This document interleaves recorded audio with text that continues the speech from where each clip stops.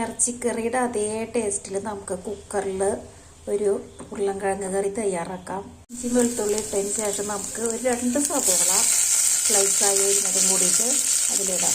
സവോള വാങ്ങുന്നതിൻ്റെ ഒപ്പം തന്നെ നമുക്ക് കുറച്ച് ഉപ്പും കൂടി ഇടാം. സവോള ഒന്നായി വന്നാൽ നമുക്കതിൽ തക്കാളി ഒരെണ്ണെടുത്തിടാം. നല്ല പുളിയുള്ള തക്കാളി ആണെങ്കിൽ 1 മതി, അല്ലെങ്കിൽ 2 ഇടാം. എന്നിട്ട് ഒന്ന് ഇളക്കിയതിന് ശേഷം നമുക്ക് കുക്കറൊന്ന് അടച്ച് വയ്ക്കാം.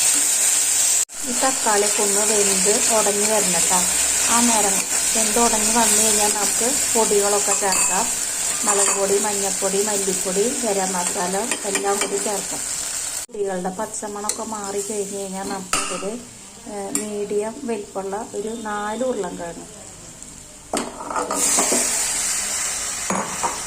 അത്യാവശ്യം ഇത്തിരി വലിയ കഷ്ണങ്ങളായിട്ട് തന്നെയാണ് ഉരുളൻകിഴങ്ങ് നോക്കിയേക്കണേ. അതിൽ കുറച്ച് വെള്ളം ഒഴിക്കുക. നേരത്തെ സബോളയിൽ കുറച്ച് ഉപ്പിട്ടുണ്ട്. കുറച്ച് ഉപ്പും കൂടി ഇട്ടതിന് ശേഷം നമുക്ക് നന്നായി ഇളക്കി മിക്സായി. ഒപ്പം തന്നെ നേരത്തെ ചിരകി പിഴിഞ്ഞ് വെച്ച ഒരു അരമുറി തേങ്ങയുടെ പാലും കൂടി വെച്ചിട്ട് ഒരു 2 വിസിൽ വേവിച്ചെടുക്കാം. നമ്മുടെ ഉരുളൻകിഴങ്ങ് കറി ഇവിടെ റെഡി ആയിട്ട് 2 തണ്ട് വേപ്പിലയും കൂടി ഇട്ടിട്ട് നമുക്ക് വാങ്ങി വയ്ക്കാം.